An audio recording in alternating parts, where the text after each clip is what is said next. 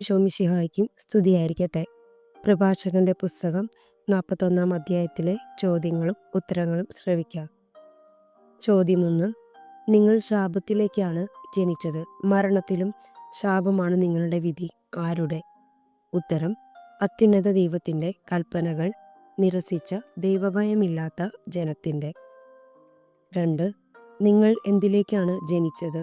എന്നാണ് അത്യുന്നത ദൈവത്തിൻ്റെ കൽപ്പനകൾ നിരസിച്ച ദൈവഭയമില്ലാത്ത ജനത്തോട് പ്രഭാഷകൻ പറയുന്നത്. ഉത്തരം: ശാപത്തിലേക്ക്. 3. നിങ്ങൾ ശാപത്തിലേക്കാണ് ഡാഷ്. പ്രഭാഷകൻ 41:9 പ്രകാരം പൂരിപ്പിക്കുക. ഉത്തരം: ജനിച്ചത്. 4. മരണത്തിലും എന്താണ് നിങ്ങളുടെ വിധി എന്നാണ് പ്രഭാഷകൻ പറയുന്നത്. ഉത്തരം: ശാപം.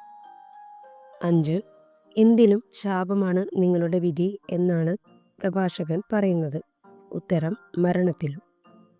6. മനുഷ്യർ വിലപിക്കുന്നത് എന്തിനെ പ്രതി? ഉത്തരം: ശരീരനാശത്തെ പ്രതി. 7.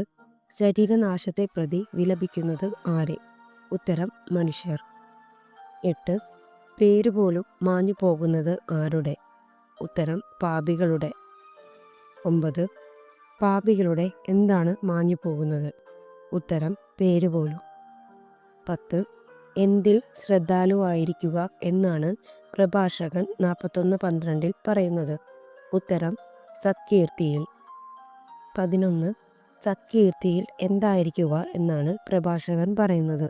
ഉത്തരം: ശ്രദ്ധാലുവായിരിക്കുക. 2. സത്കീർത്തി എന്തെല്ലാമാണ് എന്നാണ് പ്രഭാഷകൻ 41:12 മുതൽ 13 വാക്യങ്ങളിൽ പറഞ്ഞിരിക്കുന്നത്. ഉത്തരം: 1000 സ്വർണ്ണ നിക്ഷേപങ്ങളെക്കാൾ അക്ഷയമാണ്, ശാശ്വതവുമാണ്. 13. സത്കീർത്തി എന്താണെന്നാണ് പ്രഭാഷകൻ പറയുന്നത്. ഉത്തരം: ശാശ്വതം. 14. സമാധാനത്തിൽ വർത്തിക്കുവിൻ എന്ന് പ്രഭാഷകൻ ഉപദേശിക്കുന്നത് എന്ത് പാലിച്ച്? ഉത്തരം: ഉപദേശങ്ങൾ. 15. വിജ്ഞാനം ഗോപനം ചെയ്യുന്നവനേക്കാൾ ഭേദമായത് ആര്?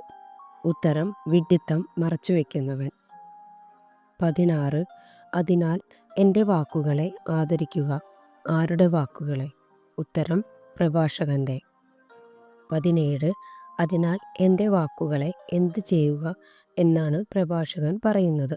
ഉത്തരം: ആദരിക്കുക. 19.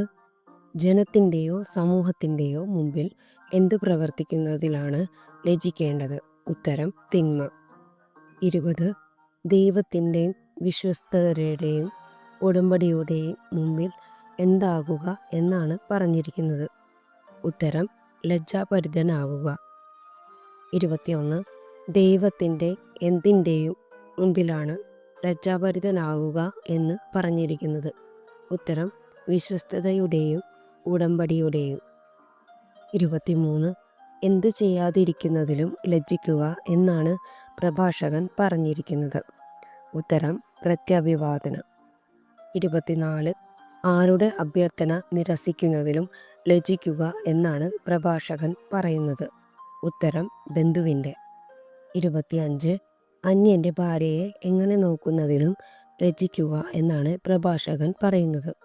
ഉത്തരം: ദുർമോഹത്തോടെ. 26. സ്നേഹിതന്മാരുടെ മുമ്പാകെ നടത്തിയ എന്തിൻ്റെ പേരിൽ ലജ്ജിക്കുക എന്നാണ് പ്രഭാഷകൻ പറയുന്നത്. ഉത്തരം: വഷളായ സംസാരത്തിൻ്റെ പേരിൽ. 27. എന്ത് ചെയ്തിട്ട് കൊട്ടിഘോഷിക്കാതിരിക്കുക എന്നാണ് പ്രഭാഷകൻ പറയുന്നത്. ഉത്തരം: ദാനം. 28. പ്രഭാഷകൻ 41:23 ലജ്ജിക്കുക എന്ന് പറഞ്ഞിരിക്കുന്നത് എന്തിനെയെല്ലാം കുറിച്ച്? ഉത്തരം: പരദൂഷണം ആവർത്തിക്കുന്നതിലും രഹസ്യം വെളിപ്പെടുത്തുന്നതിലും.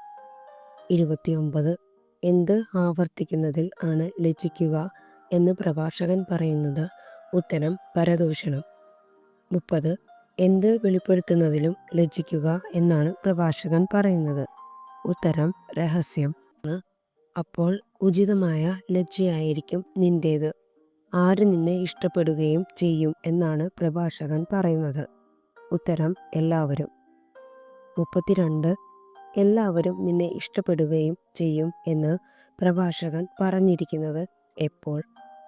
ഉത്തരം നിന്റെ ലജ്ജ ഉചിതമാകുമ്പോൾ.